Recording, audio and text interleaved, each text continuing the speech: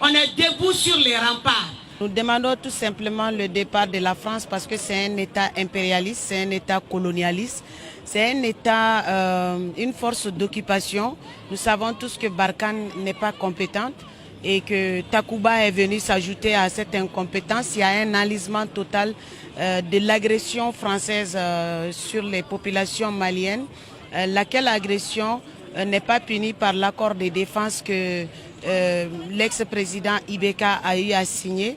Donc la France a un droit de crime, comme camarade Bassaro le disait tout de suite, dans cet accord de défense. Cela veut dire tout simplement que quand la France a du droit de nous tuer, de tuer tout le monde, et que c'est le gouvernement malien qui doit assumer ça.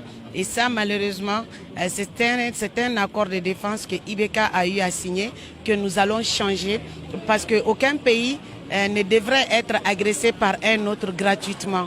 Donc nous savons également que la France n'a jamais gagné une guerre. Nous savons aussi que la France est un État terroriste parce que ce sont ces terroristes-là qu'elle a installés ici. Tout ce que nous avons constaté est que la France a fait un échec de 7 ans, donc bientôt 10 ans. Elle a fini de nous montrer, de nous prouver son incompétence, son incapacité. Pourquoi? Parce que le djihadisme a proliféré et se porte hyper bien grâce à leur présence. Et aussi, il y a aussi, comment ça s'appelle, les militaires sont tués. Des villages entiers sont rasés et les Maliens déplorent des morts tous les jours. Mais nous savons tous que derrière chaque guerre planifiée de la France et de l'Occident se trouve le pillage. Donc il est question ici de déstabiliser les pays de l'Ouest, de l'Afrique de l'Ouest pour piller nos ressources. Donc nous ne voulons plus d'un collaborateur exclusif totalitaire. C'est ça que nous ne voulons pas. Nous ne voulons pas d'un collaborateur qui ment à son peuple pour venir nous agresser. Grâce à la complicité d'une certaine catégorie de politiciens, de Maliens, que nous avons aussi dans le collimateur, nous allons nous occuper d'abord de leur mettre la France et leur envoyer un signal fort qu'aucun France-africain ou qu'aucun France-contre-africain ne prendra plus jamais le pouvoir ici grâce à notre éveil de conscience. J'ai beaucoup de rencontres, nous sommes sollicités parce que nous avons réussi, on va dire, la moitié de la lutte. Parce que la première partie, c'était de chasser Ibeka, quoi, de renvoyer Ibeka. La deuxième partie, c'est de chasser la France. Et puis après, les petits politiciens France contre-africains vont se calmer. Comment le Mali est devenu une référence? Parce que nous avons su mettre un tant soit peu nos différences de côté pour nous occuper d'un ennemi commun. Donc aujourd'hui, nous sommes prêts à continuer à défendre cette lutte pour que, puisqu'on connaît, on sait que la France a une spécialité, c'est la récupération des luttes des populations africaines qu'elle considère comme étant pas des êtres humains.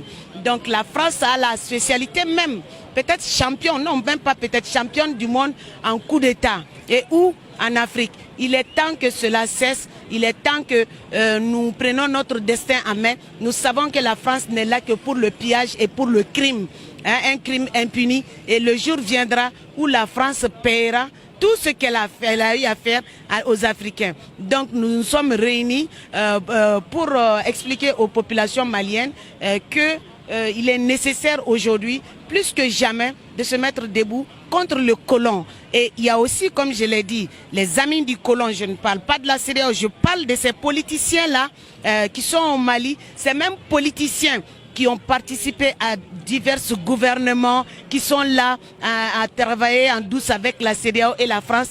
Je vous dis, calmez-vous, cultivez un tant soit peu le patriotisme dans vos cœurs. Si vous ne pouvez plus changer, ce sont vos enfants qui changeront. Parce que plus jamais, nous n'allons nous laisser piétiner. Et le Mali est devenu un exemple, comme tu me le disais tout de suite. Les populations togolaises, les populations ivoiriennes, la diaspora, les populations même occidentales, il y a un ras-le-bol général de la politique criminelle française, hypocrite, à une phase terminale. Donc il faut mettre fin à ça. Donc nous, les dignes fils du Mali, nous n'avons jamais laissé la France tranquille. Nous avions une première mission, celle de dégager Ibeka, et ça c'est la deuxième mission.